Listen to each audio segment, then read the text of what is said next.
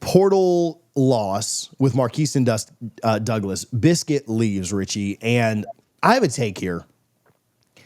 I think we probably, and I didn't go this far when he signed with Florida State when we brought him back, but I do remember talking about how I thought it was a weird take. I didn't really love the take. I didn't really think it benefited you in a massive way, but with roster kind of expansion and roster limits going up, I didn't think it was a terrible thing. Like, I didn't think it really hurt you. Just kind of was what it was, and he was just kind of there. He ends up leaving and jumping in the portal this weekend. And I don't think that, just like I didn't think it helped you when he came, I don't think this hurts you in any way, right? Like, I'm not all doom and gloom on it. But I do think, like, well, what if Chase Lofton, your 4-star tight end, could have gotten more reps in the spring? Or what if Landon could have gotten more reps? Or you could have used that time, effort, and energy, resources, NIL, whatever, that you went after Marquise with to get him back. What if you could have used that on somebody else, right? Like that, you only have 24 hours in a day. What if you could have kind of used that elsewhere? So I didn't love the take when it happened. I'm not necessarily upset that he's gone. I am a little frustrated with, again, the wasted time, effort, energy, and NIL that it took to get him. And my take is, I don't know that once guys leave, we really need to be bringing them back. Like, I don't know what the hit rate is on guys like that. I don't have the time to do an entire, spreadsheet on, who was good after leaving or going or coming back or whatever. But this is now the third player, I think. I don't know if there's more, but the ones that immediately jump out to me are DJ Lundy, Amarion Cooper, and now Biscuit. I don't necessarily, this needs to be a new thing that Norvell, gets in his mind for however long he's here. And then if there's another coach after him, once a guy leaves and goes to another program, I don't know that it makes a ton of sense to bring them back. I don't really know what you're gaining there. If it was some kind of a can't miss prospect, I don't even really know who I would put in that boat. Or if you asked the guy to leave and he wanted to come back, that's probably a sign of another issue, right? Like Trayshawn Ward is kind of one that is in my mind. Like the running back room was crowded. He wanted to be a number one. I think that was kind of a mutual parting of ways. But if you were bringing Trayshawn Ward back, that means your running back room is in a spot where, why is he coming back? Are guys really getting that much better when they're not being developed by you? So I don't know. That's my quick thoughts on that is just we probably need to stop letting guys come back after they leave. Maybe, is that mean? Is that just I don't know. It never made sense to me to bring him back. There was for some reason excitement or hype around him during the spring.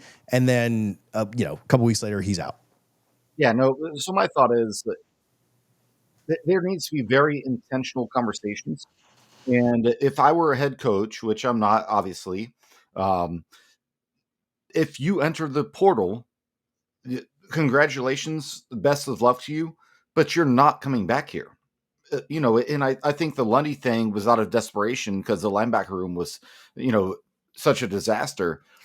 But at the same time, I think if you do enter the portal, again, best of luck, best wishes, wish you nothing but success wherever your next stop is, but you're not coming back to Florida State.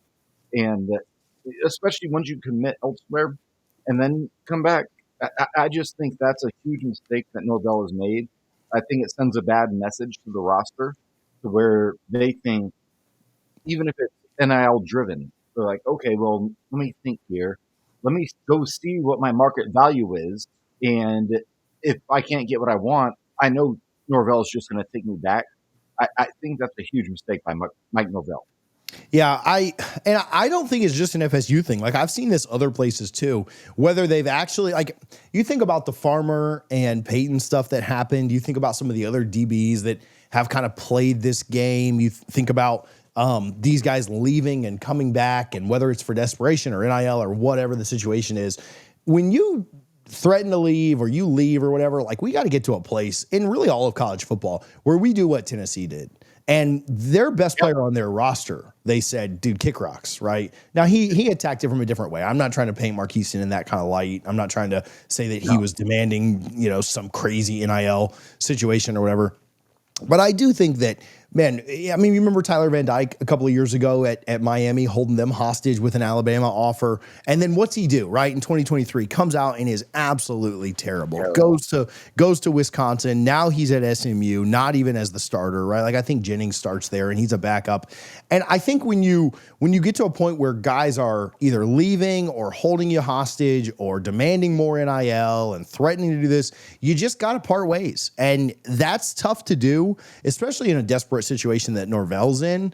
But I mean, Mario was coming off of a losing season and told Van Dyke, like, hey dog, hit the road. You know, he could have told Van Dyke at that moment, like, hit the road, man. Like, you're not holding us hostage. And I do think Mario's mindset on that has changed some, not completely though, because I did see that what was their was it Zaquan Patterson or something? Nikar, their wide receiver, jumped in the portal and then jumped back in, and they're saying it's not NIL related, but like, let's be honest with ourselves on how life works. I think we got to get to a point, not just at FSU, but in college football, where you got to stop letting the there's no better way to put this. And I'm all for players getting paid. So if you want to go somewhere else and get paid more, like, I'm good with that. But we got to stop letting the inmates run the asylum, right? Like, we got to, I'm cool with players getting paid. I'm cool with everything that we've got in college football. I've got no problems with that. But if you're going to jump ship. See ya. Like, we're good with, like, that is totally fine. But we got to bring some order back into this thing. And you can't be leaving the program and then coming back. And I don't know why Florida State wasted their time with this, but they did. And hopefully that's something that, programs are learning from. And if Tennessee can do it with Nico, like, if Tennessee can do it with their best player, like, literally the odds dropped an entire game for Tennessee, right? Like, they were an 8.5 team. Now they're at 7.5. Like, if they're willing to do that with their best player, then Florida State can do this with a second string or third string or fourth string tight end, right? Like, this is not the game we need to be playing in this sport anymore. And not just Florida State, like, everybody this needs to stop. And hopefully it will. I don't really care if other programs do it. In fact, I hope it happens to more programs like Miami and Florida, where guys jump in the portal and then jump back out of the portal and then go to another program and then come back to their program a year later. Like, yeah, I'd love for that to happen to my rivals. But that's something I hope gets fixed everywhere. But certainly, hopefully, Mike Norvell has learned his lesson. If you're getting rid of a guy, or if a guy chooses to leave you, you probably need to invest that time, effort, energy, resources, NIL in other places. No, 100%. And it's really that simple. And again, imagine being someone who's all in a program like Florida State or any other school, and you see one of your teammates hop in the portal, commit to another school, and then say they want to come back. Like, no, like that would rub me the wrong way. And I would go to my head coach at that point and say, Coach, like, why are you allowing this to happen? Like, No. This should never be acceptable. And I think, Norvell, he's an extremely good person. He's extremely invested in the players. But I think that clouds his judgment to some aspect of where he allows some of this stuff to happen. And again, I just think it sends the wrong message to the team. Yeah. Hopefully. And I get it. I get he's desperate right now. I get they were coming off a 2-10 season, and I don't know what went into the thought process there, but it never made sense to me when it happened with Douglas. And, now 3 or 4 months later, he's not there anymore, and you wasted a lot of time and effort. And how many wins CJ Lundy worth last year? Oh, I mean, he was not a good linebacker for you. Like, he wasn't, he showed some promise at the end of the year before, but he just wasn't a good linebacker for you last year. No. And I think there's something to that. I think there's something to guys leaving and coming back, and what their chemistry is with the locker room. You had to pay Lundy. I don't know what they paid Douglas, but you paid Lundy more to leave Colorado and come back than he was originally even asking for. Like, I've got that on good information. You had to pay him more to come back from Colorado because you were desperate. Man, if that's your plan, like, that's a side effect to me. Go out and get better recruiters. Go out and do this, do that, do the right things, and you won't be put in those situations where you're desperate. So I don't know. That's my take on that. So